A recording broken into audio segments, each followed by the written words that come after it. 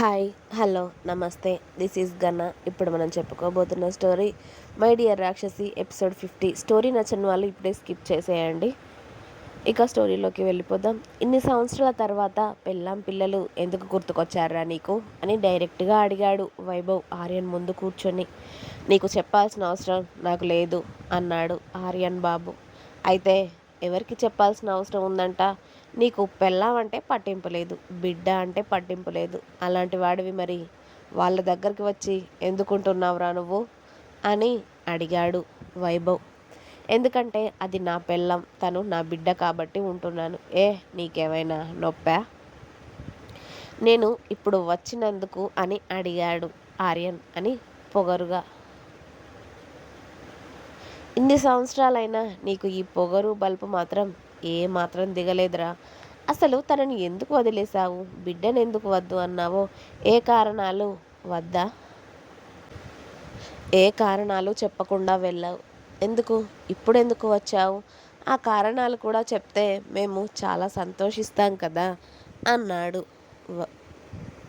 వైభవ్. నీకు చెప్పాలని లేదురా అన్నాడు ఆర్యన్ చాలా రెక్లెస్గా. నిన్నెవరు ఏమనట్లేదని ఇంతలా రెచ్చిపోతున్నావు కదా. తనేమైనా ఆట బొమ్మ అనుకుంటున్నావా? నీ ఇష్టానికి పెళ్లి చేసుకుంటావా? నీ ఇష్టానికి కాపురం అంటావు, నీ ఇష్టానికి పిల్లలు వద్దంటావు. పెళ్లి చేసుకొని కాపురం చేశాక పిల్లలు రాకుండా ఉంటారా అన్నాడు వైభవ్ సీరియస్గా. అసలు ఇప్పుడు నీ ప్రాబ్లం ఏంట్రా? నేను మళ్ళీ వచ్చినందుక వెళ్ళినందుక అది నాకు ఫస్ట్ క్లియర్గా చెప్పు. వెధవ కథలు పడకుండా ముందు నేను అడిగిన దానికి సమాధానం చెప్పు.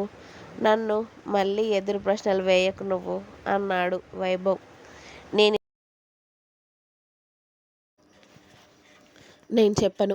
ఏం పీక్కుంటావో పీక్కో. అది అడిగితేనే చెప్పలేదు. నీకు చెప్తాను అంటరా నేను? అయినా నా దగ్గర బాగానే కవరింగ్లు ఇచ్చావు కదరా. చెల్లినేమో ఆల్రెడీ ముందే లైన్లో పెట్టి అక్కడి మాత్రం నేను వదిలిపెట్టాక పెళ్లి చేసుకుంటాను అని, నీతో తీసుకెళ్తాను అని ఎన్ని వేషాలు వేశావురా. నేను అవన్నీ మర్చిపోయాను అనుకుంటున్నావారా అన్నాడు కోపంగా ఆర్యన్ వైభవ్ని చూస్తూ. ఆహా, మరి నా పిల్లవాళ్ళ అక్క లైఫ్ అన్యాయం అయిపోతూ ఉంటే చూస్తూ ఊరుకుంటానా?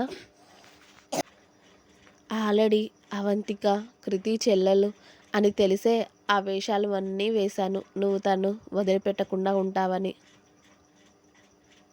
అదేదో నువ్వు వదిలిపెట్టాక తగులుకుంటాను అన్నా అనుకో, నువ్వు ఖచ్చితంగా తనని వదులుకోవు అని అనుకున్నాను.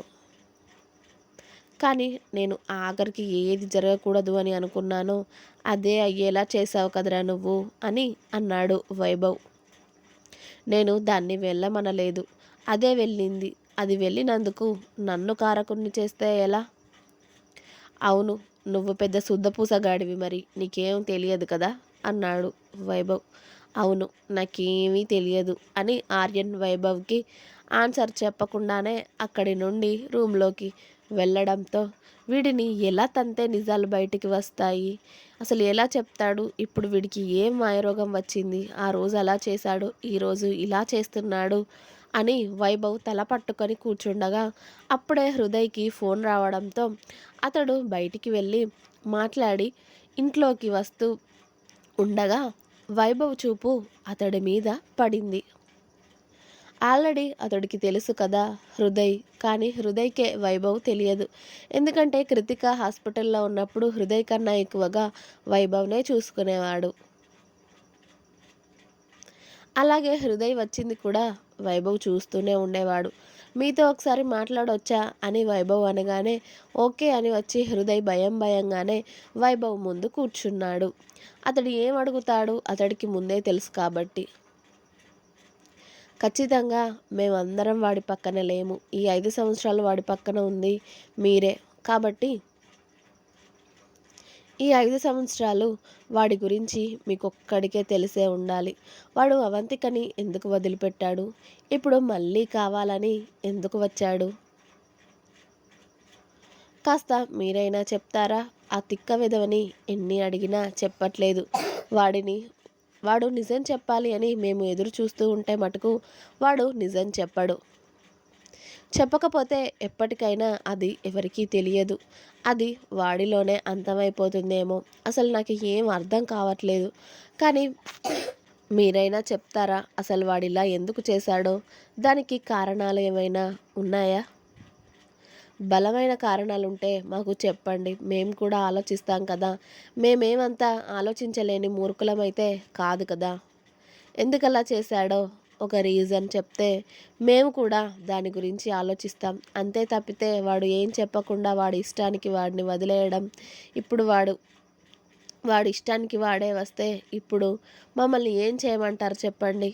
వాడు రాగానే నా భర్త అదిగో వీడే నీ తండ్రి అని పాపకైతే చెప్పలేదు కదా తను అని అన్నాడు వైభవ్. వైభవ్ అన్ని మాట్లాడుతూ ఉన్నా కూడా హృదయ్ చేతులు నలుపుకుంటూ కూర్చున్నాడే తప్పితే ఏం చెప్పడు.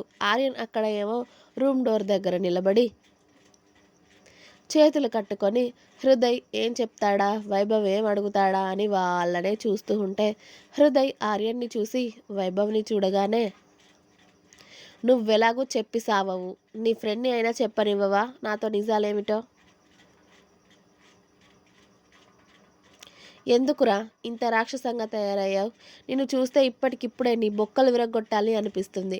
కానీ ఎందుకని ఊరుకుంటున్నాన్రా అన్నాడు వైభవ్. అబ్బచా అంత సీనుందేంట్రా నీకు అన్నాడు ఆర్యన్. రేయ్ అనవసరంగా నన్ను గెలికి తన్నులు తినకబే, నిన్ను చూస్తే నాకు మంటలేస్తుంది అన్నాడు వైభవ్ చాలా కోపంగా. నిన్ను చూస్తే నాకేమైనా మూడు వస్తుందా ఏంట్రా? నాకు కూడా సేమ్ మంటేలేస్తుంది అన్నాడు ఆర్యన్. రేయ్ అని వైభవ్ కోపంగా ఆర్యన్ మీదకి వెళ్తూ ఉంటే మనోడు మాత్రం చక్కగా విజిల్ వేస్తూ అతడికి ఏం పట్టనట్టు నవ్వుతూ ఉన్నాడు వైభవ్కి కాలేలా. అసలు నిన్ను మనిషి అన్న వాడిని ముందుగా తన్నాలరా, సిగ్గు లేకుండా నవ్వేలా వస్తుందిరా నీకు ఇన్ని వేషాలు వేస్తూ? నవ్వడం కూడా తప్పేనంట్రా ఇప్పుడు నేను?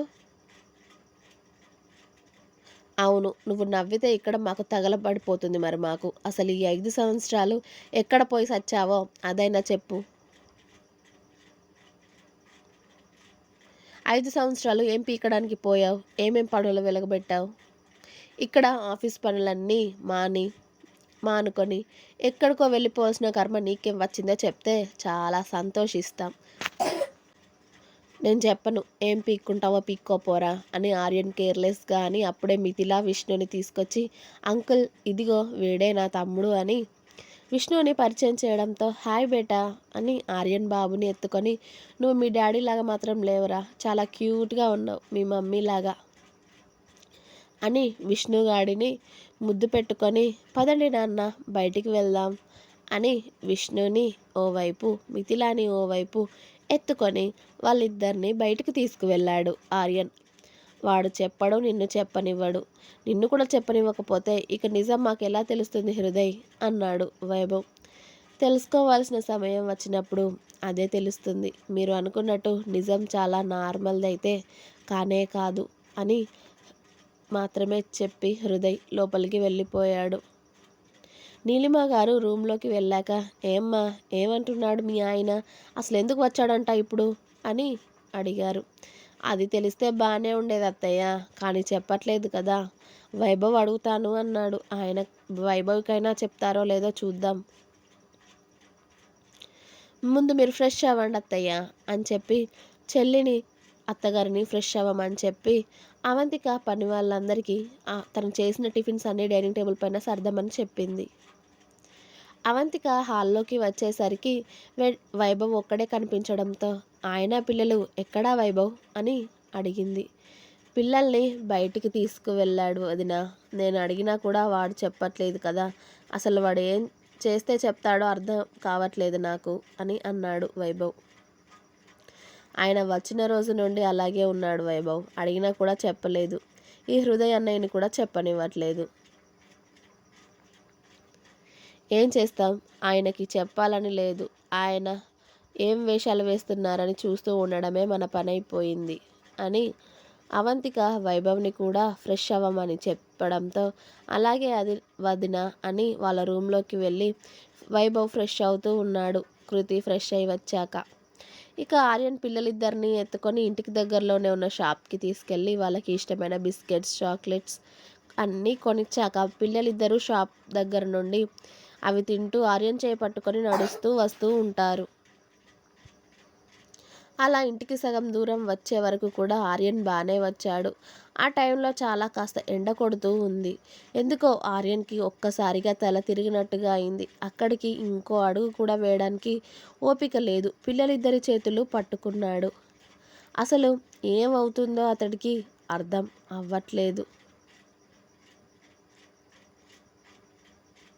ఆ సమయంలోనే కళ్ళు తిరిగి పిల్లలిద్దరి చేతులు పట్టుకొని ఆర్యన్ కింద పడిపోవడంతోనే మిథిల అంకుల్ అని గట్టిగా అరుస్తే విష్ణు కూడా అంకుల్ ఏమైంది అని అరుస్తూ ఉంటాడు. మిథిల చేతిలో ఉన్న చాక్లెట్స్ బిస్కెట్స్ అన్నీ పడేసి ఆర్యన్ బుగ్గల మీద తడుతూ ఉంటుంది. అంకుల్ లేవండి, అంకుల్ మీకేమైంది అని. కానీ అప్పటికే ఆర్యన్ ముక్కులో నుండి రక్తం పోతూ ఉంటుంది చాలా. అయ్యో అంకుల్కి రక్తం వస్తుంది కదా అని మిథిల ఏడుస్తూ, తమ్ముడు నువ్వు అంకుల్ దగ్గరే ఉండు, నేను వెళ్ళి మమ్మీకి చెప్తాను అని మిథిల ఏడుస్తూ మమ్మీ అని పరిగెత్తుకుంటూ ఇంటికి 2 నిమిషాలలో వచ్చి అంకుల్ పడిపోయారు మమ్మీ, బ్లడ్ వస్తుంది అని ఇల్లంతా వినబడేలా మిథిల అరవడంతో ఇటు హృదయ్, వైభవ్, కృతిక, నీలిమ, అవంతిక గారు అందరూ బయటికి వచ్చేసరికి మమ్మీ అంకుల్ అక్కడ రక్తం అని మిథిల ఆయాసపడుతూ చెప్పడంతో అందరికన్నా ముందు హృదయ్ పరిగెడుతూ ఆర్యన్ దగ్గరికి వెళ్ళి రక్తమేంటి తల్లి అని హృదయ్ వెనకాలే అవంతిక పరిగెత్తితే అతడి వెనకాలే వైభవ్ పరిగెత్తేసరికి రోడ్డు మీద ఆర్యన్ పడిపోయి ఉంటాడు. అప్పటికి అతడి ముక్కులో నుండి బ్లీడింగ్ ఆగట్లేదు. హృదయ్ వెంటనే వెళ్ళి ఆర్యన్ తలని అతడి ఒడిలోకి తీసుకొని రక్తం తుడుస్తూ ఉన్నా కూడా ఇంకా వస్తూనే ఉంటుంది అది. అది చూసి అవంతికకి పెళ్ళైన కొత్తలో ఆర్యన్ అలా పడిపోవడం, స్పృహ లేకుండా ముక్కులో నుండి రక్తం కారడం గుర్తొచ్చింది. అతనికి స్ట్రెస్ ఎక్కువైనా కూడా అలానే అవుతుందని తెలుసు. అది చిన్నప్పటి నుండి ఉంది అన్న విషయం కూడా రాఘవేంద్ర గారు చెప్తే అవంతికకి తెలిసింది అప్పుడు. కానీ మళ్ళీ ఇన్ని సంవత్సరాలకు ఇప్పటికి కూడా ఈయనకి ఇది తక్కువ కాలేదా అని అనుకుంటూ ఆర్యన్ గారు అని అవంతిక కన్న నీళ్లతో వచ్చి ఆర్యన్ బుగ్గల మీద తడుతూ ఉంటుంది. కానీ ఆర్యన్ ఎవ్వరు పిలిచినా ఎందరు పిలిచినా కూడా అసలు కళ్ళు తెరవడు. ఇంకా ఉంది. నా స్టోరీ నచ్చినట్టయితే ప్లీజ్ లైక్ చేయండి, షేర్ చేయండి, కామెంట్ చేయండి. అలాగే సబ్స్క్రైబ్ చేసుకోవడం మాత్రం మర్చిపోదు. ప్లీజ్ సబ్స్క్రైబ్ మై ఛానల్ గనా stories world. Thank you so much. Thanks for watching my video. And story నచ్చని వాళ్ళు చక్కగా స్కిప్ చేసి పక్కకి వెళ్ళిపోవచ్చు.